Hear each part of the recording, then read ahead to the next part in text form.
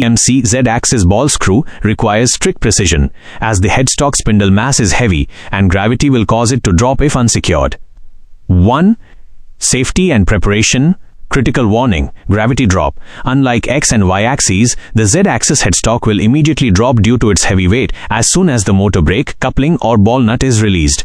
Block the headstock. Jog the Z-axis up to mid-height or maximum required height and place heavy-duty wooden blocking or steel supports under the spindle head counterweight.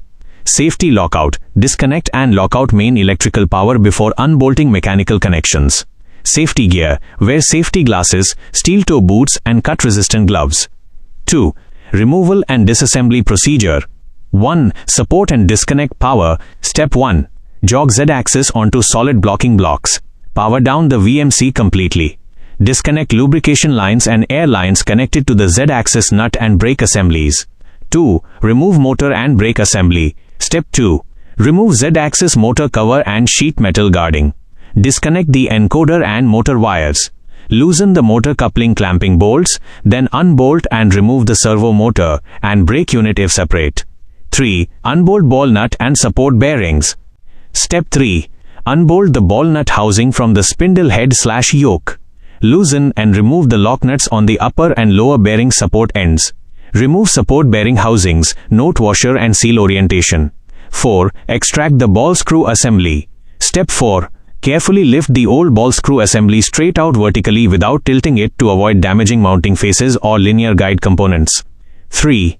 Servicing and repair. Overhaul checklist.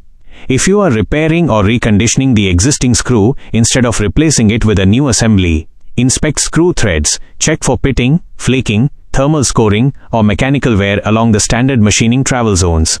Repacking steel balls, inspect ball bearings for micro pitting or flat spots. Replace all recirculating steel balls matched to micron level tolerance to restore correct preload and eliminate backlash. Bearing replacement. Always replace the angular contact thrust bearings on the fixed end. Ensure they are installed in the correct back-to-back DB or face-to-face DF configuration. Wiper replacement. Install fresh rubber felt wipers on both ends of the ball nut to prevent metal chips and coolant ingress. 4. Installation and alignment procedure.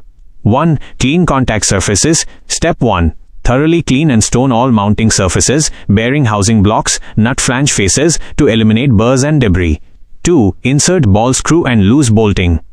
Step 2. Lower the ball screw into place. Hand tighten the ball nut bolts to the yoke and hand tighten the upper/lower bearing support housings. 3. Check parallelism alignment. Step 3. Mount a dial indicator to the Z-axis linear guide/column slide. Sweep the screw shaft across its full length to ensure it runs parallel to the linear guide rails. Adjust with precision shims if required. 4. Torque to specifications. Step 4. Torque the bearing lock nuts to spec to set proper thrust bearing preload. Torque all mounting bolts on the ball nut flange and bearing blocks in a crisscross pattern. 5. Reinstall servo motor and coupling. Step 5. Mount the servo motor, align coupling concentricity and torque clamp bolts. Reconnect automatic lubrication lines and purge lines to ensure grease/oil reaches the ball nut before testing. 5. Post-installation calibration and testing. After mechanical installation is complete, execute these essential controller checks. Check item, procedure, goal, manual sweep. Turn coupling by hand before powering motor. Verify smooth rotation with zero binding. Backlash comp. Measure axis play with a dial indicator using MDI microsteps. Update CNC parameter backlash compensation. Tool change height. Verify Z-axis reference home return height. Realign tool changer ATC grip height. Current draw. Monitor motor load percentage during rapid Z motion. Check for mechanical binding or alignment errors. To ensure smooth motion and long component life.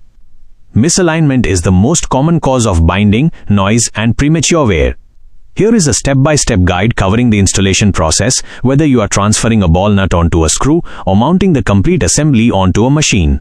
Part 1. Loading the ball nut onto the screw shaft.